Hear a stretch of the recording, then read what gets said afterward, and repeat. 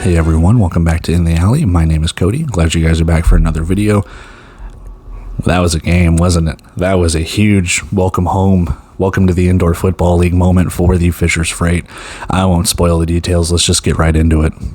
To Fishers, Indiana we go. Halfway through the first quarter, it's an RPO keeper and Jaya right up the middle and in. It is 7-0 to Fishers to start. Ensuing kickoff, and it is an onside surprise kick. It is recovered by the Freight. They take over. Pedal to the metal or whatever trains use. It's a pass to Chaveris Smith and another score. We pick it up, 3rd and goal for the Oilers, needing some points. It's Faison McClurge on a curl route, and TJ Edwards threads the needle, 14-7. Lapse in defensive judgment. No one goes with JT Stokes. He's wide open in the end zone. 20-7. Freight lead it. Another turning point in this game. TJ Edwards is going to go to the left side. He fumbles the ball into the end zone, and the Freight recover the ball. Mama, there goes that man again. JT Stokes high motion handoff and buries his way into the end zone for 6 more points. Let's go 26-7. TJ Edwards is going to take the snap, and big old boys are going to sack him for a loss. To the second half we go. It's an RPO keeper, Jaya right left side, untouched. Fishers pouring it on at this point. Needing points in any way, shape, or fashion, the Oilers have a pitch out to Hassan Rogers. He's going to dive and get in, 33-14. Don't call it a comeback. Seriously, don't. There's just not a lot of time, but TJ Edwards will go to the left side and get in on this play, 33-21. 2:40 to play here, and add one more for Jaya Wright. Kind of a busted play, but to the left side and in, 40-21. And right before the 1-minute warning, it's TJ Edwards on a play action pass. Faison McClurge is there, 40-29. Fishers takes it. All right, let's talk notes. Let's talk scores. Let's talk whatever about this game, stuff I had written down throughout as the game progressed. I did not expect it to be that much of a blowout, but here we are. So let's get into it. First things first, starting off the game, there wasn't a score bug for a little bit, so you kind of had to listen to the play-by-play announcers pretty closely to figure out down, distance, time, things like that. It eventually came on, but then they had like Tulsa 7-0 when it should have been Fishers 7-0. They'll work out the kinks, but there you go. 2 end zone shots for Tulsa leads to a turnover on downs for Fishers. Fishers runs right down the field and scores the first points at home, and then a surprise onside kick, and Fishers recovers.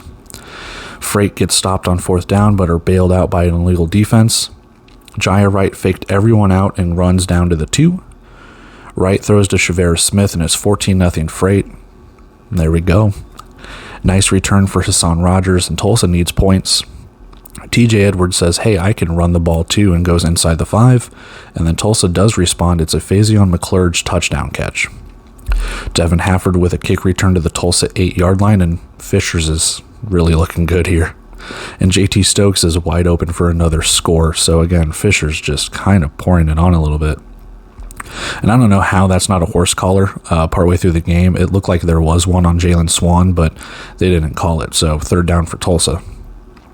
Edwards runs left, fumbles on the goal line. Devin Hafford recovers. Tulsa's going to challenge it, but the call will stand. It's Fishers' ball, so they lose their challenge in a timeout. Deep pass for Fishers into Tulsa territory. Freight are just feeling it right now. Like, they are just balling out. And then we have a very sustained drive for Fishers. It's JT Stokes motion touchdown, and they're just all over him. Like, at this point, you're just like, is that game? I don't know. Tulsa does not look like Tulsa. On the next Tulsa possession, it's a big sack on Tulsa. It causes the Oilers to end up with a 4th and 17. They can't convert it. Fishers takes over. It is just everything going Fishers' way. You have good games, you have bad games. One's going good, one's going bad. Fishers using the run very, very well. I thought Fishers would have to pass this ball a little bit. They did pass the ball, and they passed pretty well, but they were running really, really well, and Tulsa just did not have an answer for it. Tulsa moves the ball down the field with no huddle. They put 6 points up on the board, trying to get back into it. And then, can Tulsa's defense make a stop? And they do, but Oilers force a 4th down, and Jordan Kress is over the middle. He catches it 15 yards and converts the 4th down. So the defense could force a stop. They just can't get off the damn field. Fisher's really taking their time. The play-by-play announcers noticed it too. They mentioned it a couple of times that Fisher's is just killing clock. They're snapping the ball with 3 seconds left, 1 second left. They're really just trying to waste time and get out of here. It's pretty much a foregone conclusion at this point. Oilers force another 4th down. We end the third quarter. Freight miss a 31-yard field goal. Oilers can close the gap. They need touchdowns and quick. And the Oilers do work their way down the field. TJ Edwards scores. It's a 2-possession game at this point. And at this point in the fourth quarter, it might be too little too late. But if you can get some defensive stops, you never know in the indoor game. It forces a 3rd and long for Fishers, and they convert another. They continue to run the clock. And that's just something that just seemed like Tulsa could not get off the field on 3rd down. And if they could, there was a penalty or there was just a long play that Fishers connected with that they were just able to convert. And that's just sometimes the name of the game. Another missed field goal for Fishers, but a flag on Tulsa gives them a 1st down. See what I mean? Missed handoff for Jaya Wright goes left side and in. So it was like a botched handoff. They were trying to run an RPO, I think, and no one wanted the ball. So Jaya Wright just said, screw it, I'm going to take it. And he goes left side, touchdown Fishers, and that's pretty much game at this point. Tulsa will add another touchdown. They get a 2-point conversion, but it's too little too late. Tulsa with an onside kick that's unsuccessful. Fishers just needs positive yards, and that's pretty much what they do. They just waste the clock, get it inside the 1-minute warning, get positive yards, and that's it. 40-29. Fishers are 2-0. All aboard the Dixie woo-woo wootin' train, baby. And that is it for our Tulsa and Fishers recap.